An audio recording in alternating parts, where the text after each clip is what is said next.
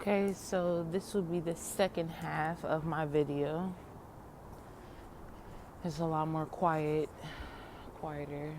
And so today I had a moment. I had to kind of catch myself because I have a coworker that's annoying. She just is, and she has bad body odor somewhere she's not cleaning. And it's not like I haven't had times where it's like, okay, let me get in the shower, because I'm single and I live alone.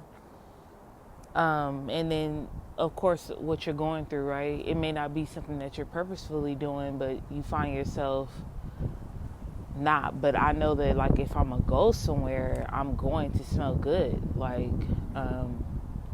period. And so I asked her a question. Something told me to just ask my supervisor, but she kind of is sort of annoyed, or I get a feeling that she's a little annoyed when I ask her stuff. And so, and I kind of want to, from now on, try it, have a go at it myself, and then, and then ask for help if it doesn't work out. I have to try because this coworker, she likes talking and she likes explaining things, but she doesn't explain a thing. So I asked her about where I could get something else for to put something in. And she automatically jumped and said, no, you have to do it all. You have to do it all. And I'm looking at her like, and funny thing, I wish I would have just told her, yes, I know that. And maybe I did say it, who knows. But from my recollection, I was just like, no, I'm asking you something specific. Like, you don't need to tell me what I need to do, because any task that I'm given, I know I have to finish it. Even if I get distracted and I have to do something else, I know I have to go right back to it. So why are you emphasizing on I have to do something? And so I had to catch myself though, because I was like, yo, it's just a job. It's just a task. Like, don't get into a heated argument about something so insignificant. And that's what happens, is that us as people, we get so immersed into wherever we are, the environment that we're in, that we don't realize that we have to clock out. We have to go home. We have families. We have friends. We have loved ones, spouses, that we go home to, and to not ever take anything too seriously. And that's including, just feeling frustrated with someone and the way that they explain things. And it's a funny thing because on my first day, people were telling me, like, don't listen to her, don't listen to her. And I was like, yeah, it's not that I'm listening. It's just, she said that she's been there for a while. And so I'm thinking that, okay, you've been here for a while, so you should know, who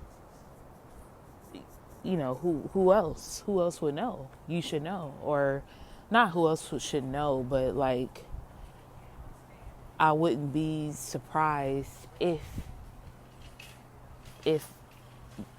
she knew what I was asking. She's been there, I think she said a year.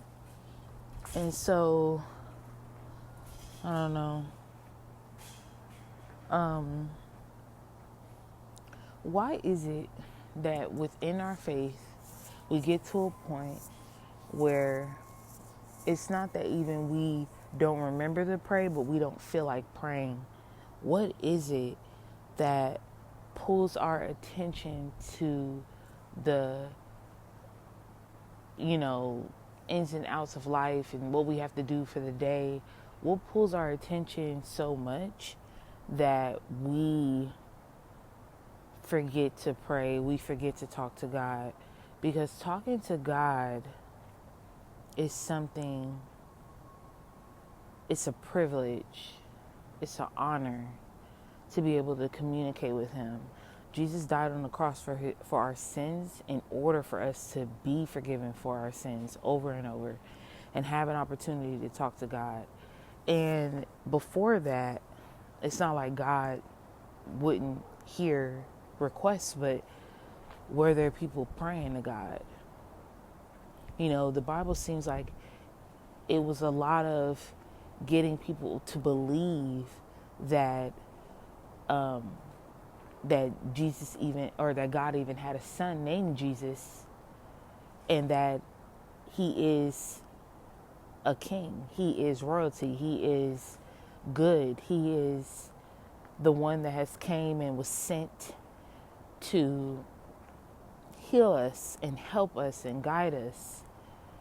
And even though He knew the type of people that we were, because we're still those type of people, we are still those types of people in the Bible, because we turn, now that there is technology and that there's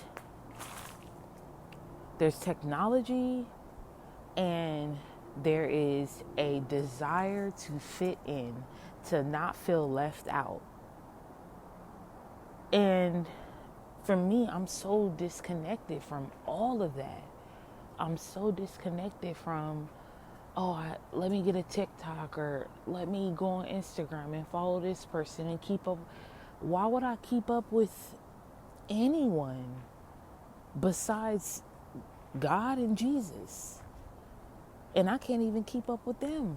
I'm sure I can only read the Bible and go back and read up on stories and encounters and try to somehow apply it to my life. And that's the thing, is that if we're not in the Word, because I haven't been in my Word, but I've still been talking to God, but I haven't been in my Word. Like on Sunday, I do, of course, go into my Word, because the sermon is about, they always say, okay, turn to this book and verse, book, chapter, and verse. And so that's the time that I open it lately. But I haven't been opening it. I haven't even been reading my book in a couple of days. I've just been, just adjusting to work. But I have been praying, but like I get on myself even when I don't pray like multiple times a day, because it was a time that I needed to pray multiple times a day because I was haunted. I felt haunted. I felt confused. I felt just, it's hard to explain, but the spiritual warfare is very real. It is. And it's something as subtle as being distracted from the Bible. It's something as subtle as being distracted from praying. When something happens, praying. We don't even do that anymore. We just go to each other. We go to social media to hear about what the other is going through. And then, I feel better about my situation because at least it's not, it's odd. And then, you know what's messed up is that because we want to feel relieved. We want to feel like,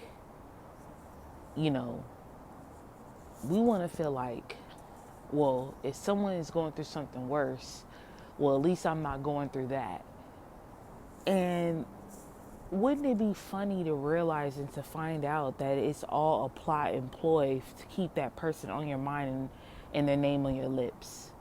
So even if bad press is put out there about someone who has notoriety, it's all purposeful. It's not like, this person's being attacked. There is no more attacks. It's all calculated. It's all manipulated.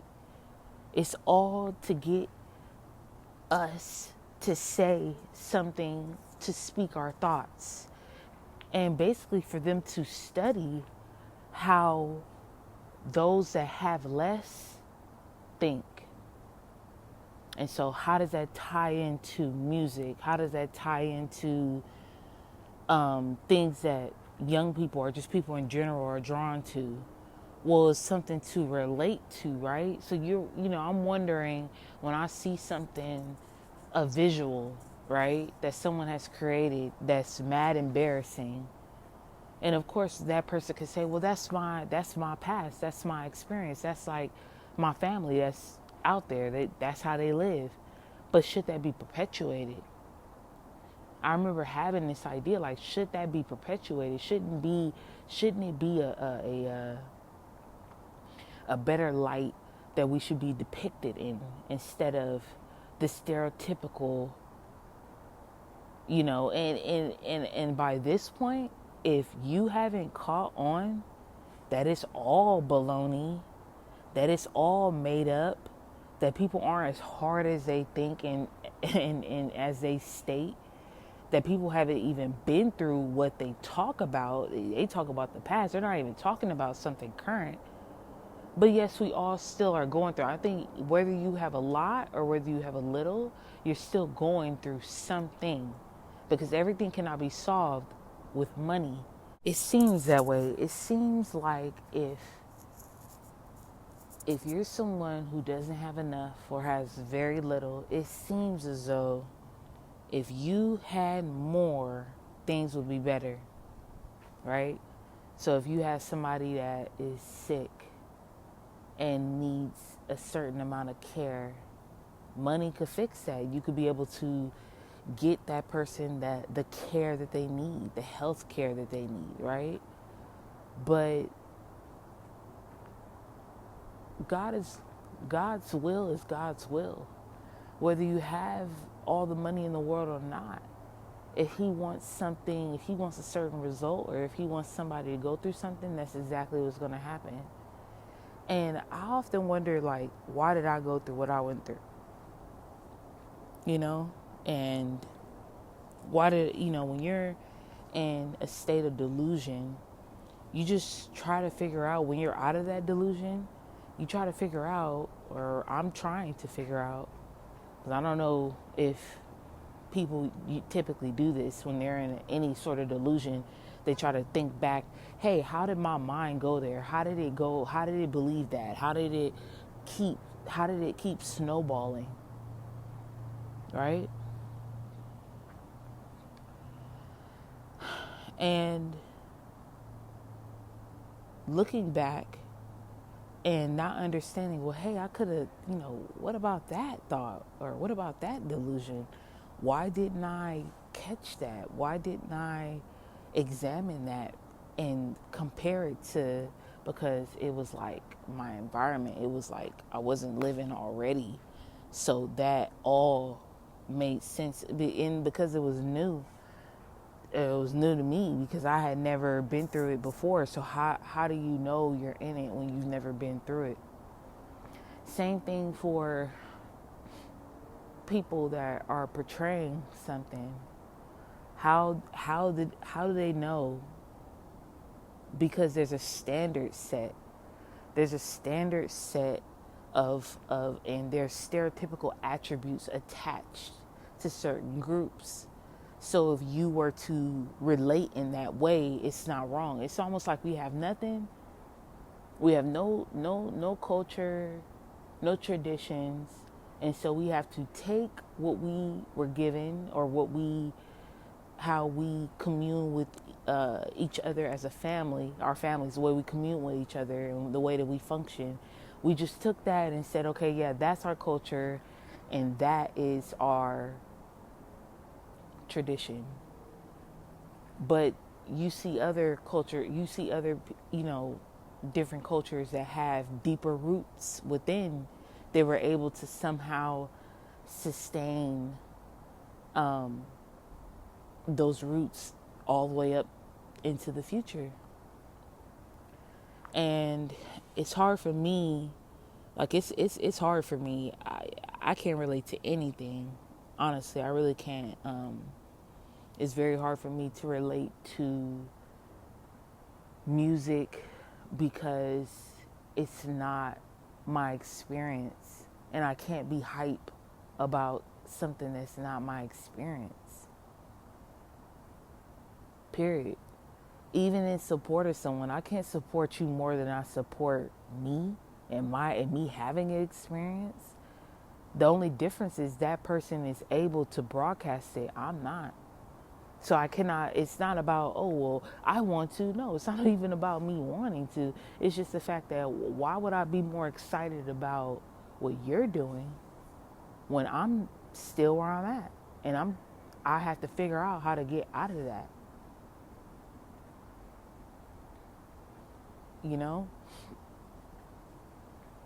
It's just such a trap to look at a TV, look at a movie or show or whatever's being generated for a specific audience and think that that's something to be envious of and that's something to aspire to.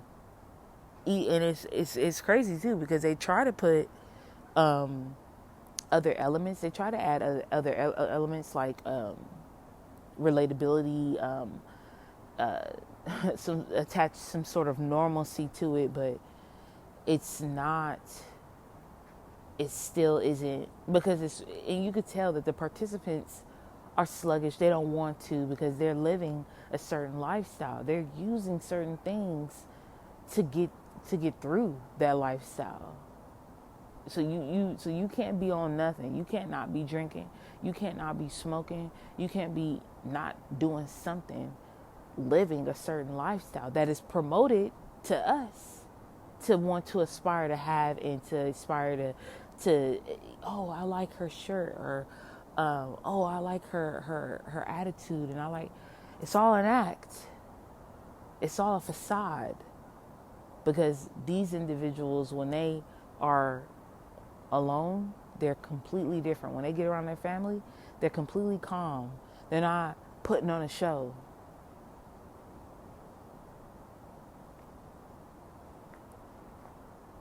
And this is not to knock anybody's hustle, to knock anybody's craft, but I'm looking at it for what it is.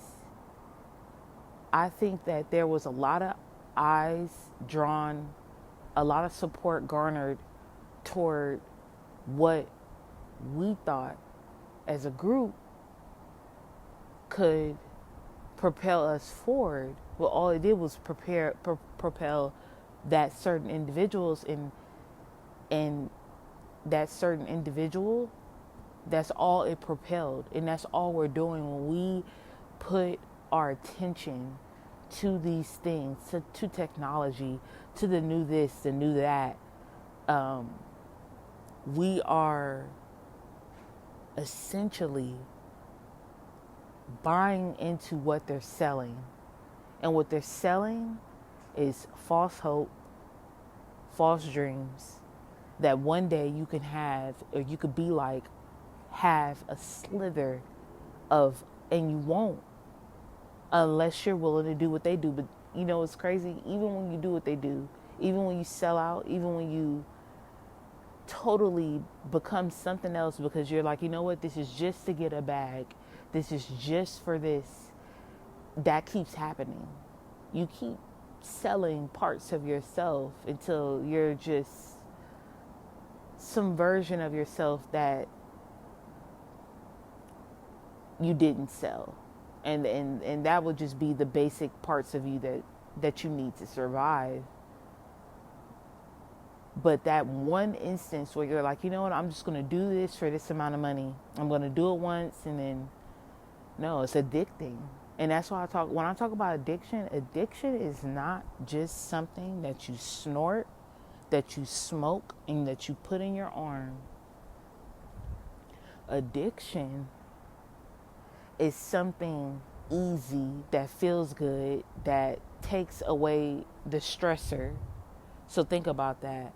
Think about what you would do for money. And think about the ways that you would make it okay within yourself to keep doing it because it's easy. But like Biggie said, more money, more problems. He never lied about that. Because the more money you have, there's a lot more fees. There's things that come with money. There's dues that you have to pay. It's almost like being in a, what is that community? IHS? You would know what I'm talking about. It's a community that, like, basically, if you buy a house in a certain community, you have to pay dues.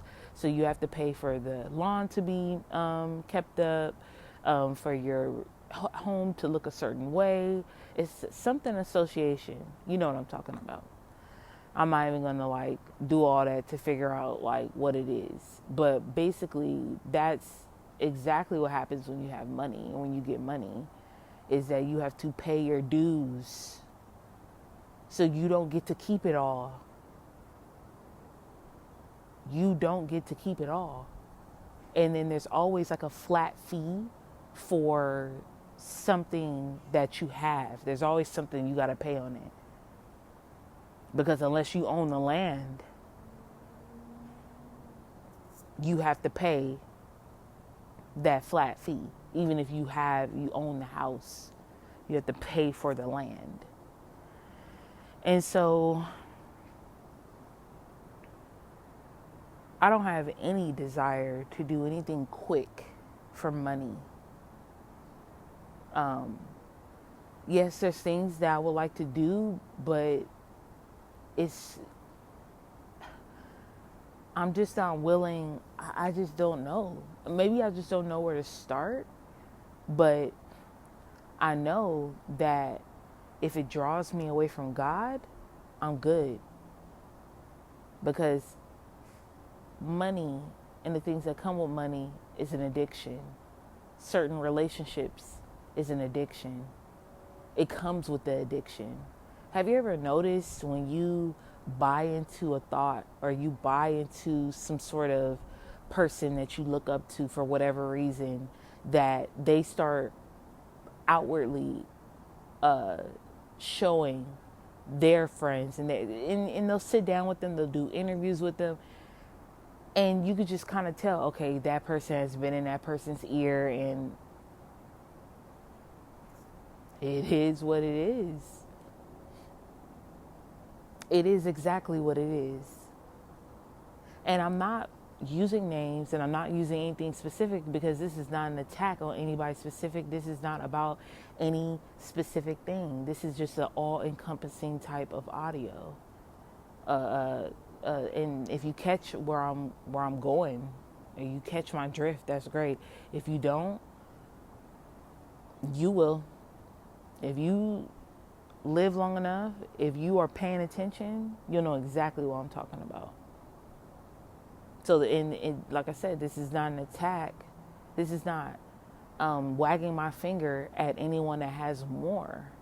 No. Because I know a little bit of what that comes with. And it ain't great.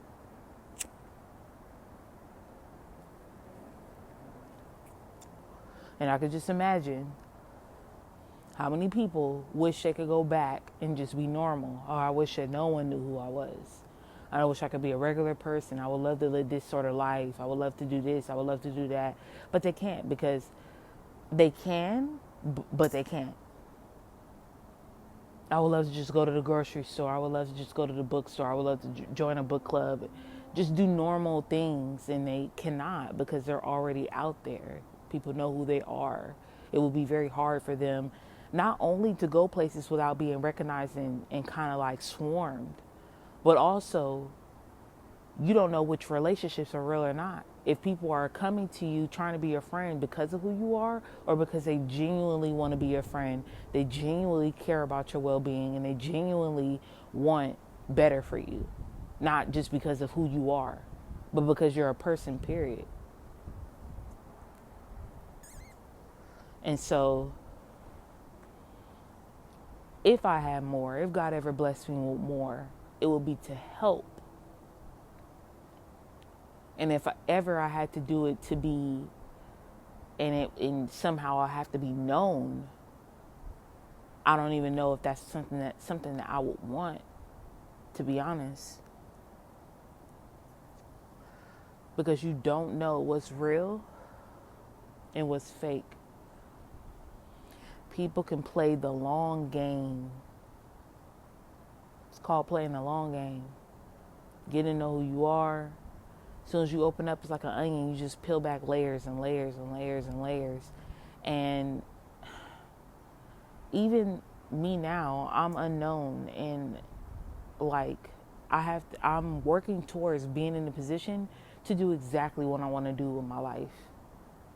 To go places that I want to be and to be amongst people that care. But I'm antisocial, like, and I don't say that as I wear it as a badge of honor, but I am. I'm antisocial.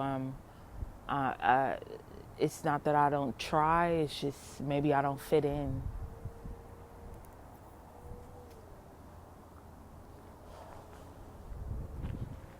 And so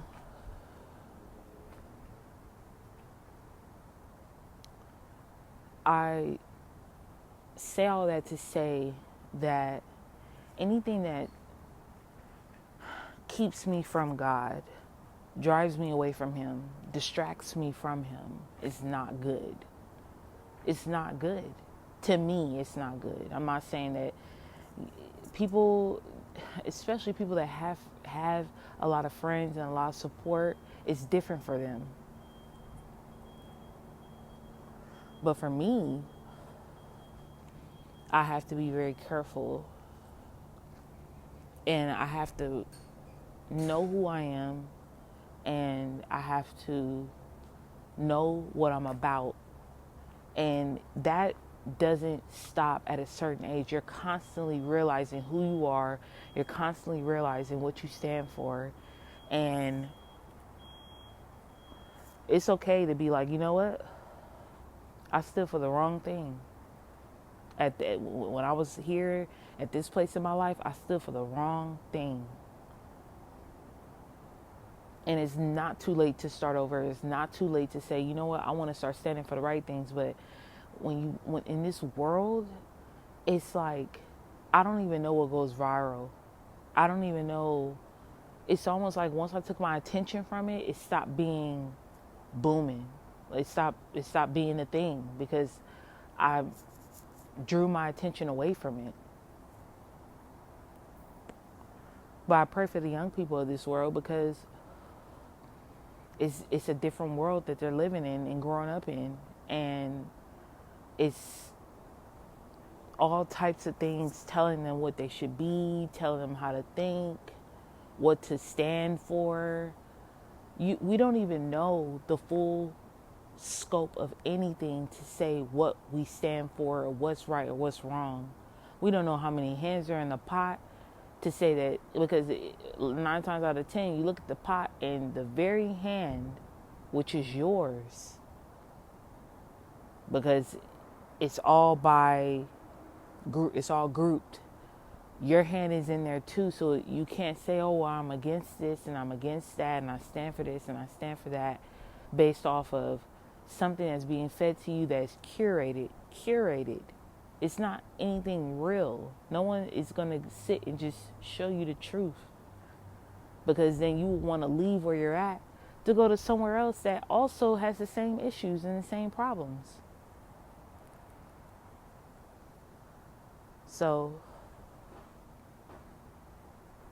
wanting more because you have less, be very careful, because you don't know what comes with wanting more or having more. You don't know what comes with that. Living the life that God has called for you, finding a purpose within Him is crucial.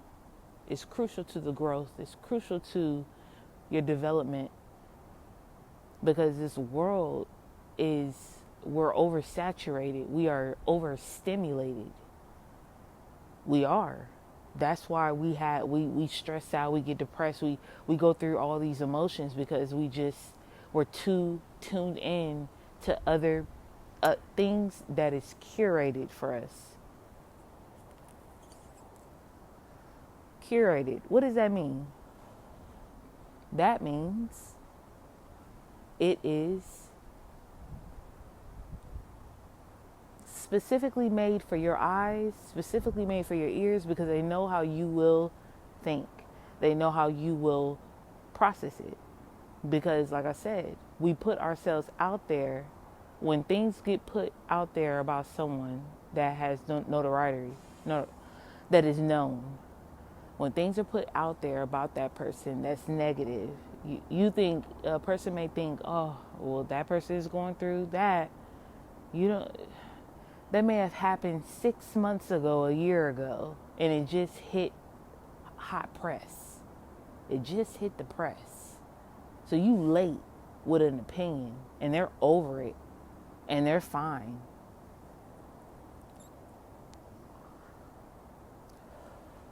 Because they have a team. They have a team that not only supports them, but they may be the very people putting out that negativity about them. So the attention can stay on them, just so that they can be relevant, just so that they cannot be forgotten. Because who wants to be forgotten when you are known?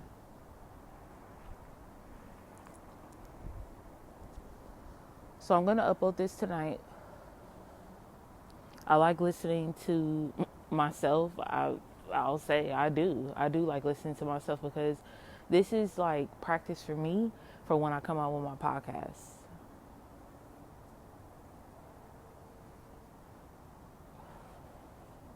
It's good practice. So, without using any names or any real examples, I hope that you understand where I'm coming from. If you don't, I get that too. And I'll see you in the next one.